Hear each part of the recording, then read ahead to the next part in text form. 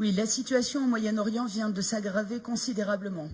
Comme vous le savez sans doute, Donald Trump vient d'annoncer le retrait de ses forces armées de Syrie contre l'avis de sa propre administration et de son équipe de sécurité nationale.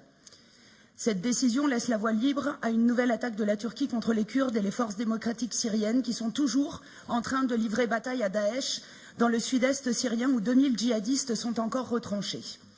Le 12 décembre, le président Erdogan a annoncé son intention de frapper ce qu'il appelle l'est de l'Euphrate, une région qui s'appelle le Rojava, où vivent ensemble 3 millions de personnes, des chrétiens, des musulmans, des yézidis, des arabes et des kurdes, où des femmes, anciennes esclaves sexuelles de Daesh, retrouvent paix et dignité, comme j'ai pu le constater au village de Djinwar.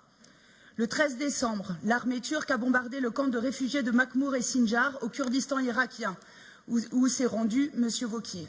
Et en ce moment même, des militaires turcs, rejoints par des milliers d'anciens officiers de l'armée syrienne et de factions djihadistes, sont en train de se masser à la frontière en vue d'une attaque sur le Rojava.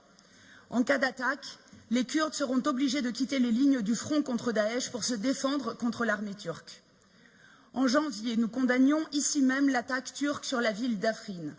Vous aviez alors redit, M. Wauquiez, votre volonté de soutien à nos alliés kurdes face à ces attaques. Au vu de la gravité de cette situation et des conséquences que cela aurait dans la zone, nous vous proposons, en plus de notre amendement, d'adopter une déclaration exceptionnelle d'urgence qui a été remise au cabinet de M. Wauquiez, des modalités dont nous vous laissons naturellement le choix. Merci. Monsieur Meunier.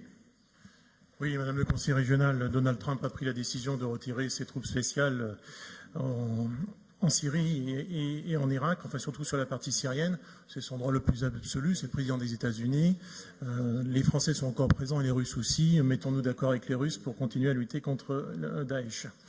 Concernant l'engagement de la région sur ce plan chrétien d'Orient et minorités religieuses et ethniques persécutées, je dois rappeler quand même que nous sommes la région de France la plus engagée dans ce plan, que la somme a été portée à 500 000 € et que nous pouvons en être fiers. Donc je demande le retrait de cet amendement, sinon un vote négatif, Monsieur le Président. Très bien. L'amendement est soumis au vote. Je vous propose de passer aux opérations de vote avec un avis négatif de l'exécutif.